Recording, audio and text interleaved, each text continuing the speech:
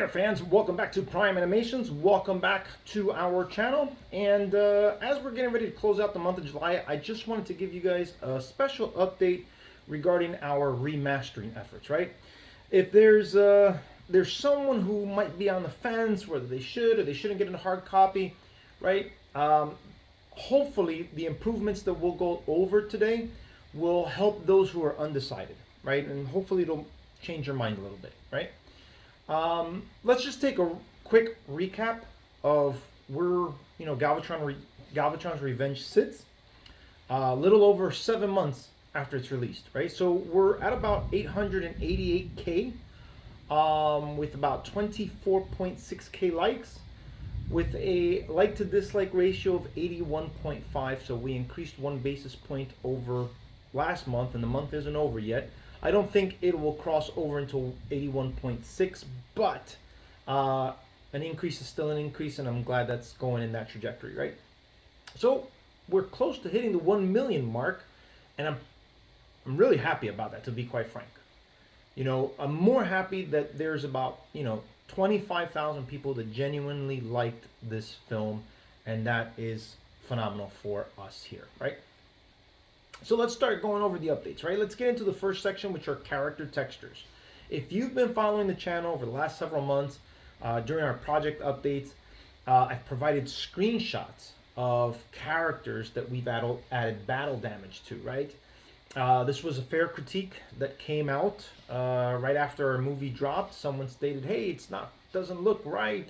Why couldn't we get that? And I do agree, because it does add on to the realism that there is consequences, right, that are going on.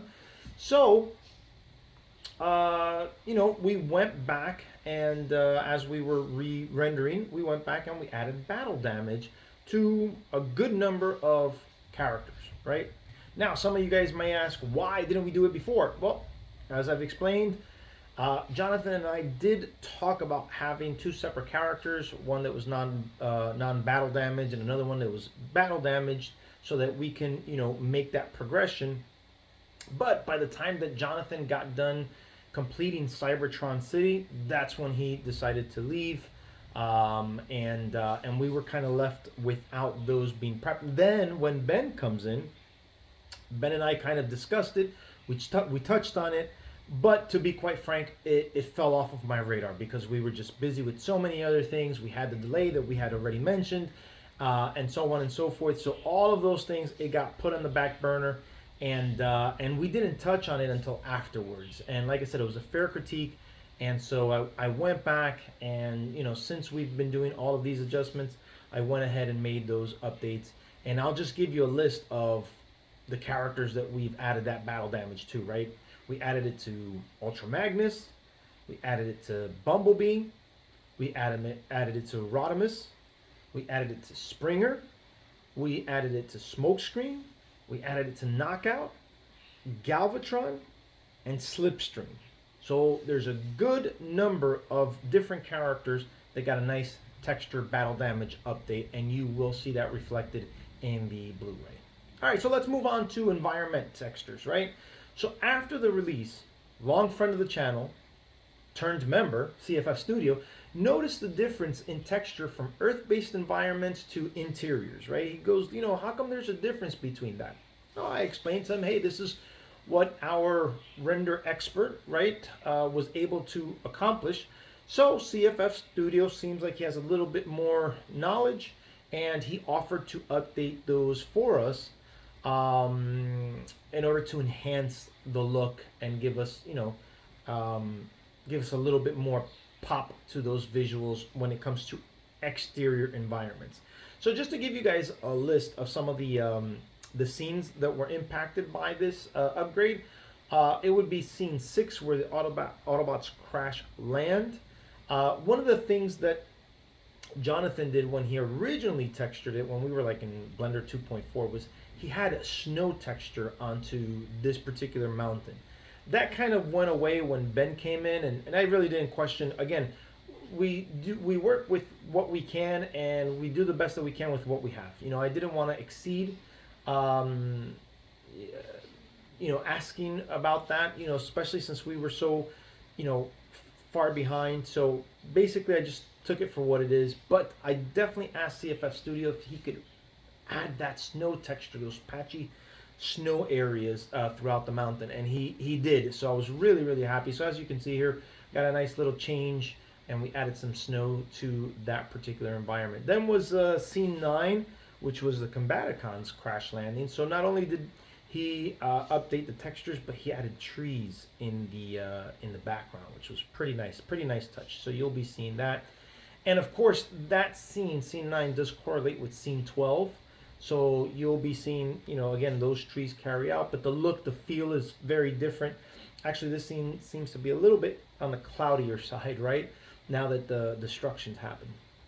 And then the construction yard scene, which impacts scene 14, 16, 18, and 19, right? So that particular environment was enhanced, and you will see that throughout those 4 different scenes.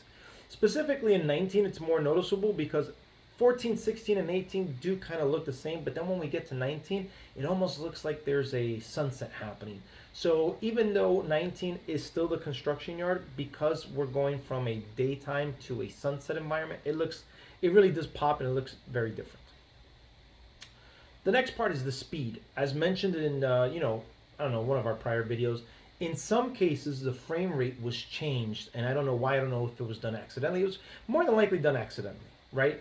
But when I got to it, when I got to rendering it, I didn't notice it until after it was rendering. When I was trying to line up the audio, I'm like, why is the audio not lining up frame for frame? And it's essentially, that's the reason why. Somehow I got switched from 24 frames per second to 29 frames per second. So now that I've gone in and re-rendered some of the scenes that we talked about, I went ahead and switched that back. Thankfully, it wasn't too many scenes, but there were some that were impacted. And again, I do believe this was accidental. But you'll see the speed pick up in areas where it needs to, specifically when it comes to like fighting scenes. And then, the aerial chase was also a scene where we added a little bit more speed to that, just to, give it a little bit more realism, right, to it. Dialogue. Another critique mentioned was too much dialogue, specifically during the fight sequence. Managed to cut out some of that and cut it down. So, that's a good change. Other changes, are essentially where Slipstream might be fighting, in the midst of the fight. So we've cut down on her dialogue and some of the Destructicon dialogue as well. So, you'll see that change, right? And it's not a whole lot. I'm not gonna sit here and deceive you guys or tell you something it's not a whole lot, but it is a little bit, and I do think it's a happy medium between those who were critiquing that and what I'm trying to achieve with that banter, right? It's not just a filler. It's kind of like it was setting a tone, right? When it came to the Destructicons specifically, I wanted to make it seem like they were toying with the Autobots the entire time, up until, Galvatron gives that one final order, and it's like, all right, guys, that's it. Let's go hammer them. But by that time, Optimus comes back, and now it changes the scenario, and they're like, oh, man, maybe we shouldn't have been playing around with them, right? Type of thing, right? It's just like the Destructicons are so big and strong, they needed a weakness, and part of their weakness is that they were arrogant, and they thought they were far more superior, similar to how the Combaticons were. The Combaticons with the Autobots were toying with them, and they fell to that same type of fault, if you will. And so then come the Destructicons, and they do it to both. They do it to both the Decepticons and the Autobots, right? So I guess it's one of those character traits for villains, is essentially what I was trying to establish. As far as enhancement goes, we managed to, go back and make some minor tweaks to certain things. As you can see in the first image, we've managed to add some debris in the destruction for scene 1. Just minor things here and there. Minor animation corrections were done throughout the film. We've changed some of the special effects from drop-in files from Premiere to actual special effects within Blender. I purchased some pre-made special effects where it's a drag and drop, but it's within Blender itself, and you can change the parameters and stuff like that. So it's an actual special effects in Blender versus in Premiere, where it's just a like a PNG file or something like that, right?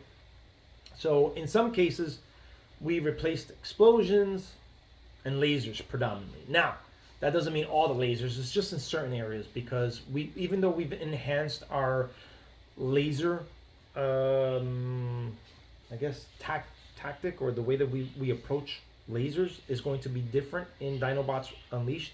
However, it's just too much to do in Galvatron's Revenge. So we did replace certain places, but not all. But you will see an enhancement in lasers in Dinobots Unleashed, that's for sure. As mentioned before, the audio has been enhanced, right? In 2003, we had a prior audio person work on remastering the audio from the YouTube version, right? So when we posted the YouTube version, or as we were trying to post that, I realized that based on how slow we were going with the audio remaster, there was no way that we were going to make the debut for the rendered film, right? So I think, I don't know, maybe around mid 2024, maybe at the beginning of 2024, I told everybody that that the YouTube version was going to get the unrendered audio, right?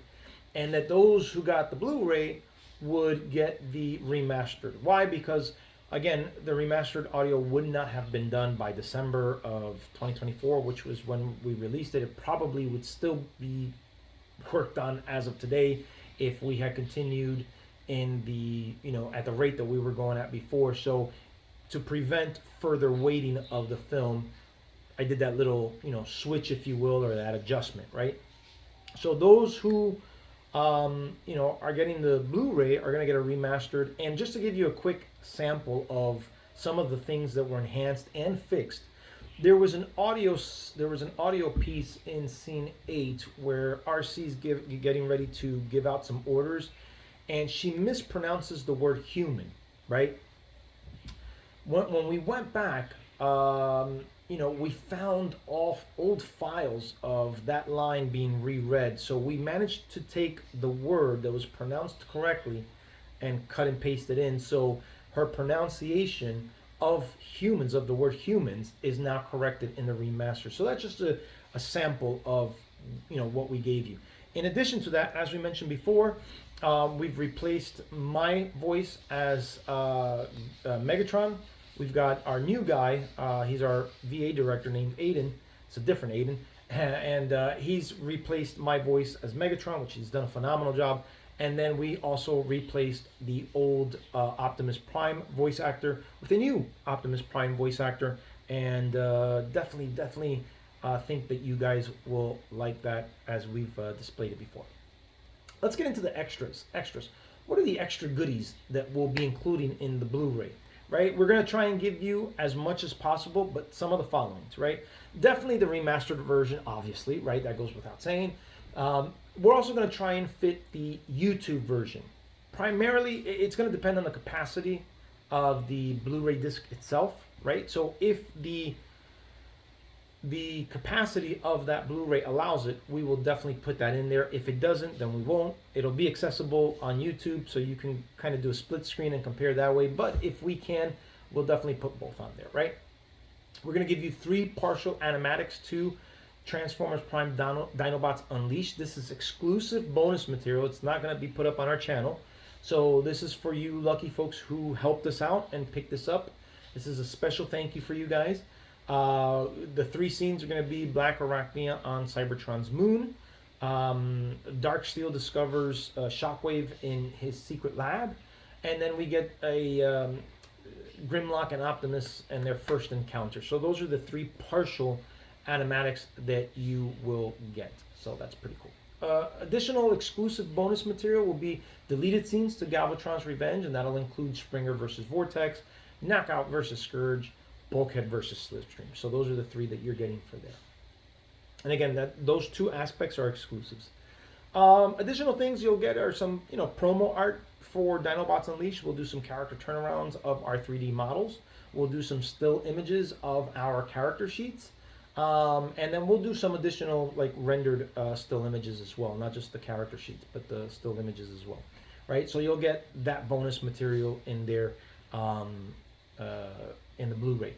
There might be more stuff that we may add depending on, again, how much capacity, and I'll be obviously talking with Mike just to finalize that within the next month.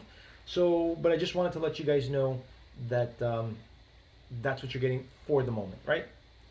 So guys, I do want to let you guys know that today is, I am recording this on the 23rd, right? I remember mentioning that I was going to be cutting off or stopping the GoFundMe for Galvatron's Revenge at the end of July. So July 31st at about, I guess, 11:59 p.m. is when I will close it down. So if you are looking to do it, you've got till then to do it. So I just want to just remind you guys regarding Galvatron's Revenge. Many of our team members spent a lot of late nights, right? A lot of late nights up, pouring hours, I mean, hundreds of hours of their spare time, either modeling, animating, storyboarding, audio, in order to bring you guys this fun little adventure. I know many of you expressed how much you appreciate it, and that and that appreciation really, drove us, it pushed us year over year to, complete it, right? So we want to thank you for that. But now, as we approach and complete the closure of Galvatron's Revenge, I know I'm really looking forward to bringing you guys the next installment, which is Dinobots Unleashed, where we continue the Transformer Prime adventure. Now, here's what I can promise you regarding that. I promise you there are going to be a lot of surprises, some that have never been seen before in the Transformers universe. I don't think I've ever seen certain aspects of the film in any continuity of Transformers since it came on, in 1984, right? I could be wrong, but I don't think so. So I'm really trying to up the cool factor, if you will, with certain aspects. We will, continue to progress the story that we've done going into this next one, and then obviously into the third one. We're going to keep bringing honor and justice to these characters. We're not going to massively change them in some way that is dishonoring to the source material. We are going to continue, I guess, the legacy of each of these characters, and what the geniuses over at and the creators of the Transformers Prime world did, right? That's my whole thing. Not only do I want to make it enjoyable for you guys, I also want to make it honoring and respecting what the original creators of the show did. So guys, that's my update today for Galvatron's Revenge and the Blu-ray, the remastering Blu-ray. So please, if you are still wanting to get yourself a hard copy, you've got until the 31st, again, 11:59 p.m. To do so, and you will get those, at the very least, the goodies that I just mentioned here just now. So guys, thanks so much. I'll see you guys in the next video. Take care. Peace out. Till all are one. Bye-bye.